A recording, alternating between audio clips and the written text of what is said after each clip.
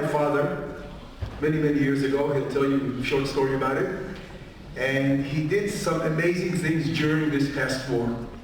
And I think it would be an honor for all of us to hear his story of what he has done. So Tuvia, you're invited.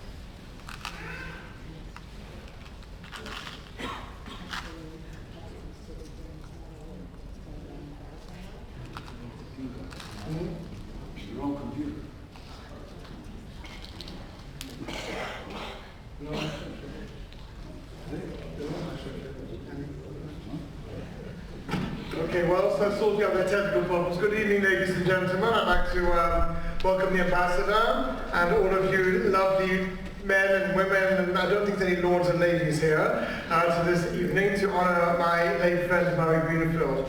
So first of all, a quick story about Murray before I get on to what I'm doing over here, until they sort out the technical issues. In the late 1990s, I was teaching in the Alexander Moss High School in Israel, in Hod HaSharon, where the Principal Emeritus Chaim is actually amongst us here in the audience. And I was also, at the same time, Birthright as a movement was just starting. I was guiding March for a living. I was working a lot with American teenagers. My favorite speaker to bring was always Murray Greenfield, because he would walk in looking like their grandfather, and like their typical Zaidi. And then he would talk about his story, which just blew them away, about how he decided to leave the United States of America, not just to talk, and there we are, not just to talk the talk, but also to walk the walk. And the most amazing thing, which I didn't quite catch, he said he was in the Merchant Marine. Well, they didn't realize that this cute little guy, looked like their grandfather, still talked like he was in the Merchant Marine. So whenever he would mention particularly the British, a particular word usually followed it. It usually started with an F, ended with a K, there was two letters in the middle. And they could not believe that this grandfather little guy had these amazing stories in such a potty mouth. So that was my, and he was literally always a surprise at the party. What I wanted to talk to you about tonight, though, is how he inspired me. Murray, as you saw from our film, from these many stories, wasn't someone who just talked the talk, he also walked the walk.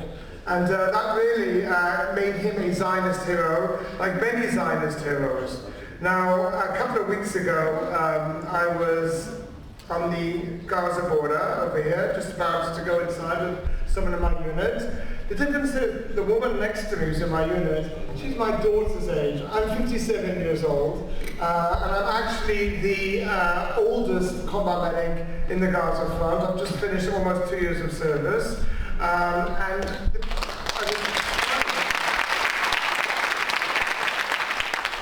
Thank you very much. I was inspired by the heroes in the Zionist pantheon, such as the late Murray, and inspired by the first commandment that the first Jew was given by God. It wasn't believe in God, it was rather just two words, Lech Lecha, you go. That's what Abraham and Sarah were told by God. It wasn't all these things you would expect. It's basically, if you really believe in something, you need to walk the walk. You can't just talk the talk. You go. And that explains why, at the tender age of 17, I came to Israel for what I thought was a gap year in Israel. I met Israelis. And after a year in Israel studying in yeshiva and traveling and touring, I decided to join the IDF as a lone soldier. This is me when I had a bit more hair. Back in 1987, when I came a lone soldier in a unit called Givati, which is a frontline combat infantry marine unit. And what inspired me was the stories of the Israeli youth I met. I was raised in both the United Kingdom and South Africa, even though I don't talk with a heavy accent.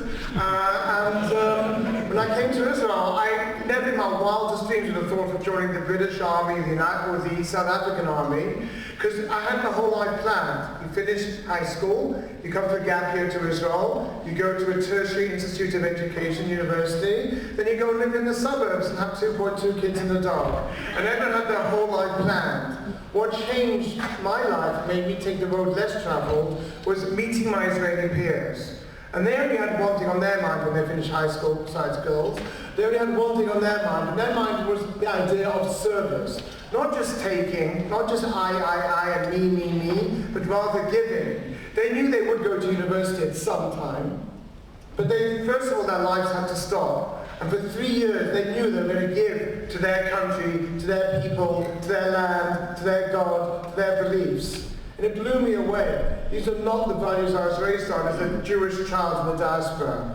And I came in this idea of service. I thought to myself, you know what? My own story gels with this. The first picture I'm going to show you here is a picture of fighting Jews. The guy on the left is my late grandfather, Tuvia, who fought in General Montgomery's 8th Army in North Africa and Italy in World War II. And I'm the other Tuvia, 2 generations later, and my late grandfather was also a combat medic as well.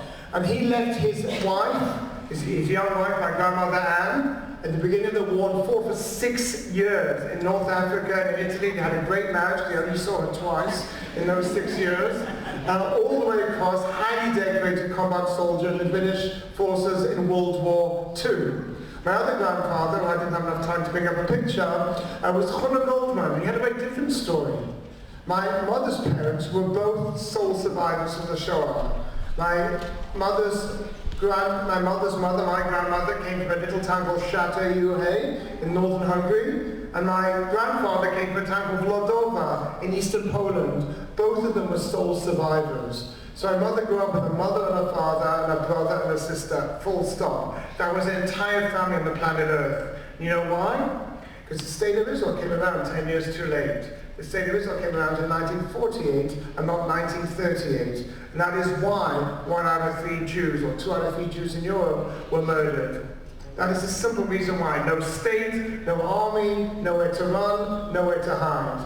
And I thought to myself, listening to these Israeli youth talking, you know what, the ivory tower of academia will always be there. And despite being accepted to prestigious university in the United Kingdom, that can wait. Right now, this is the time and this is the place to do that, lech lecha, to do what I need to do for the Jewish people. That is why I joined. I'm now going to fast forward because I'm also a PK as well, which is a preacher's kid. My father, I never actually had a name growing up, I was just called the rabbi's son. But we do know as a preacher's kid that a great sermon to start with a joke and keep it less than 4 minutes. So we're going on fast forward mode now. This very unusual photograph. This is a picture, it's a unique photograph. This is a photograph on the beach in northern Gaza. But if you can do the basic math, there's a 35-year difference between those 2 photos. The same kid, this is me a bit skinnier over here on the left, and this is over me here on the right. And exactly the same place in Gaza, but the 35-year difference. It's the only picture like this in the state of Israel, because I'm the only lunatic who went back after so many years back to the army. And the reason why is very simple. Again, inspired by Zionist heroes like Murray, like Hannah Senesh, like Mordechai Levy, all these people we grew up learning about in our Zionist youth movement. I always learned if a voice calls, you need to answer that voice. And that voice called me on October the 7th, 2023. Now, if you ask Americans of a certain generation where they were when JFK was assassinated, they will tell you exactly where they were. It was just such a traumatic event. If you ask any Brits where they were when Princess Diana was taken out by the British Secret Service, just kidding, they'll tell you exactly where they were. But if you ask any Israeli or anyone who loves Israel, the Jewish people or Philo-Semite, where they were, what they were feeling on October the 7th, 2023, they will be able to tell you. It was a jarring, shocking moment. I remember being at home in Modi'in on 6:29 a.m. when the siren went, and thinking, oh, because we have an Iron Dome near where I live, I was just the lunatics lobbing a missile or two over. Little did we know that would be the greatest catastrophe of the Jewish people since the Shoah, since the Holocaust itself. I remember sitting on that awful Saturday, to paraphrase an American person, the day they will live in infamy for the Jewish people, on the 7th of October, and thinking to myself as these numbers were pouring in of massacred Jews, of kidnapped Jews, of Christians who were kidnapped, of everybody, these crazy Hamas lunatics, I need to do something. Now, I was 55 years old. The last time I'd served in the army was 2006 in the Second Lebanon War. And yet I thought, I have to do something. And I'm a trained combat medic, and like most Israelis for some bizarre reason who've been in service, I had an old uniform that I kept in the basement. I went down, I put it on, still fit, thank God. That's what's the advantage of working as a tour guide, running up and down all those mountains. And of course, being a medic, you don't forget. It's like riding a bike. It's something you always remember. Plus, I'd also worked in Magen David Adom as a volunteer paramedic on the ambulances, so the knowledge was there. I was fit, I was eager. I heard a rumor, that's the way things work in Israel. There was a base somewhere in the Negev where they were looking for combat personnel with a medical background because they were going to have to respond to this terrible terror, this wave of evil by these savage beasts.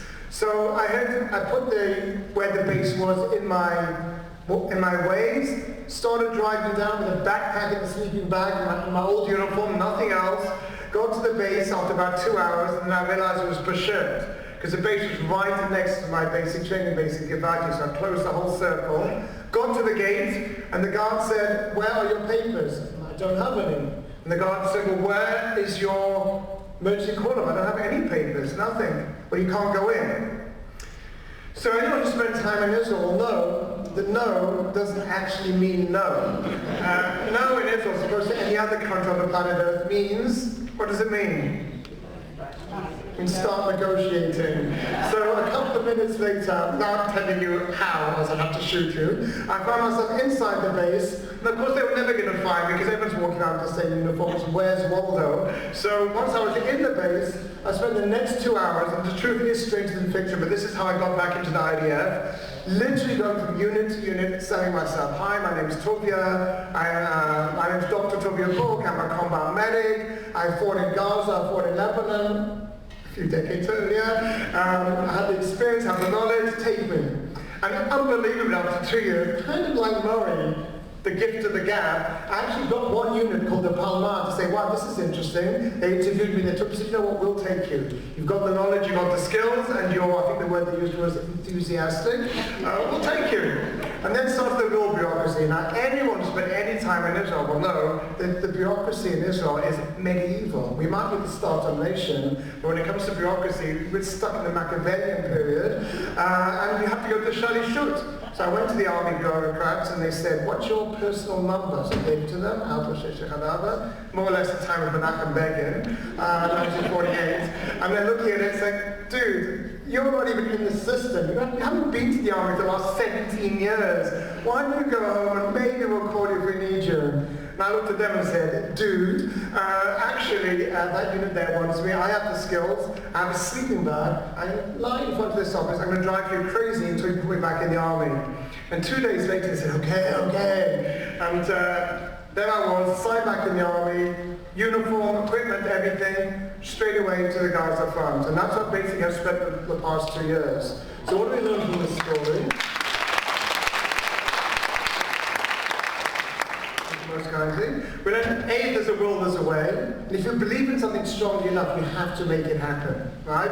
I know some of these exploits about money just sound bizarre beyond belief, but sometimes the truth is stranger than fiction. If you really believe something, and it comes from the heart, especially this war. This is not a war of Israel against Hamas. This is a war of good against evil. This is a war of the sons of darkness against the sons of light. This is a war of the evil against Judeo-Christian beliefs. That's what this is a war of. It's not just the Jewish people. Many of the people, in addition to Ambassador Huckabee I've met, have not been members of our faith, but have been true believers in the right of the Jewish people to their land, to their country, and most importantly, the right of goodness against bad, against evil.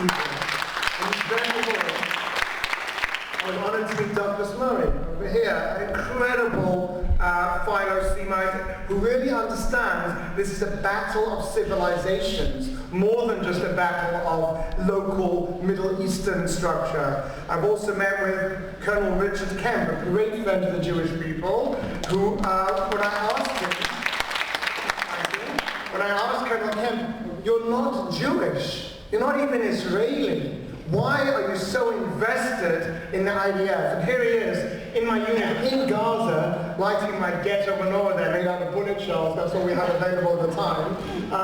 And he said to me, even though I am not Jewish, and even though I'm not Israeli, I know wrong from right. I know good from evil. And that is why I stand with the IDF, and that is why I stand with Israel. These are the kind of people who need our side. And finally, when it comes to righteous Gentiles who are on our side, we also have, who I met in Tel Aviv, Erin Mullen from Sky TV in Australia. And she said the same thing. I met our local visitor as well, and she said, you don't have to be Jewish, you don't have to be Christian, you just need to know wrong and you need to know right. And that is why I'm 100% with the State of Israel and with the Israeli Defense Forces. Because this is a battle for Australia, it's a battle for the world, it's a battle for civilization. So the reason I brought these three figures up over here was to illustrate just how important it is to understand good from bad and wrong from right, and most importantly, to do whatever you can about it. It was an American president who said, Theodore Roosevelt, who said, we have to do what we can with what we have, where we are. That was his quote, to make things right. And if you look at this picture over here, this is a picture in front of, and the guy on the left over there, in front of Gaza University. Now why do I say university? Because inside this university we found not one, not two, but 3 weapons making facilities inside the university, and also the openings of 2 terror tunnels inside the university. Now why did I bring this picture up? You can't tell because we're all in uniform, and uniform is a great equalizer of the IDF. In this unit, in this photograph over here, there's a Christian and a Druze soldier as well. Now it sounds like the beginning of a joke, a Christian, a Druze, and a Jew walked into a bar, but the point is, you can't tell because this is the great unifier. No one says in my unit, excuse me, are you Jewish, are you Christian? No one says, are you left wing, are you right wing? No one says, are you Ashkenazi or Sephardi? No one cares. Because once you put that uniform on, you're there for one purpose and one purpose alone, and that is to save the state of Israel, to save the Western world. And I just wanted to conclude, always good words, with what my forthcoming book is about, to be published by Gavin. It's about the work my unit does. My unit's called the Palmar, which is, stands for, it's a very complex word in Hebrew, bit of a mouthful, a lot of phlegm. It basically means a combat medical extraction unit, and we have basically revolutionized combat medicine. Until Roger Bannister came along, people thought it was impossible to do a sub-4-minute mile. And he showed, no, it actually is possible, 1954, running for Oxford University. Till this war, people thought it was impossible to evacuate a soldier from being wounded in frontline combat to the actual OR in less than an hour. It was called the golden hour, right?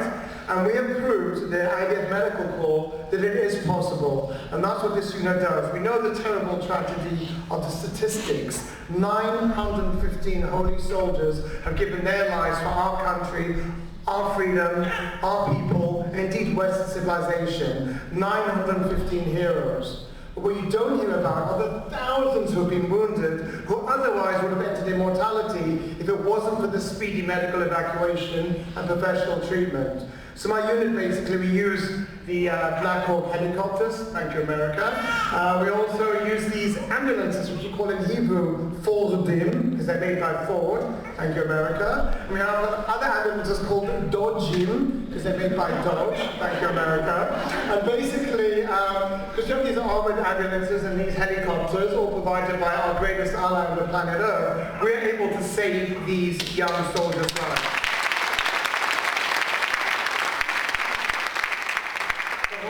Show you this. We come out in rain and shine. So let's do pretty well with the images here. 1 second.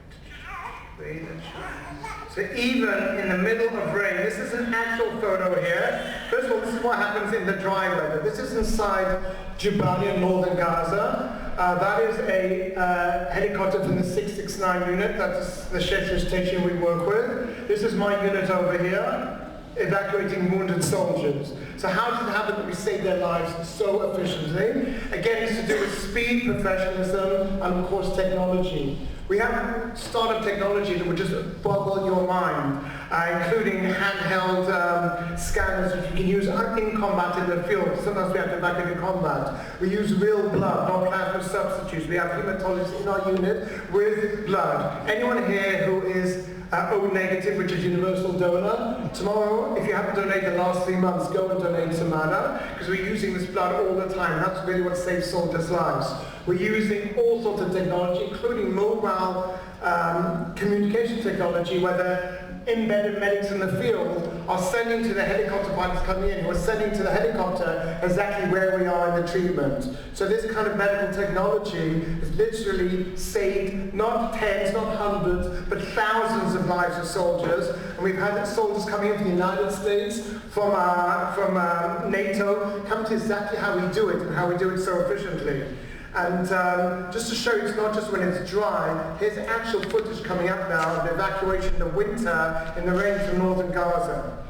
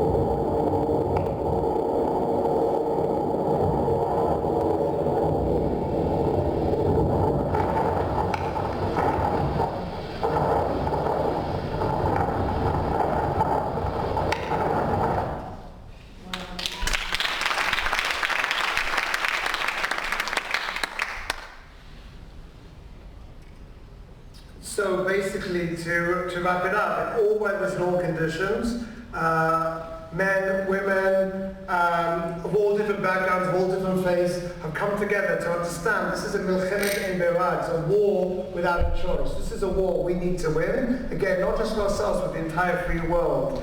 And the two words that inspired me, not only to serve at the age of 17, but to return to service at the age of 55, are the words that inspired Maria, and the words that inspired all our Zionist heroes. And those are the words that the Lord God told Abraham, Lech Lecha. It's really important. It's not enough to talk the talk, you need to walk the walk. Thank you very much.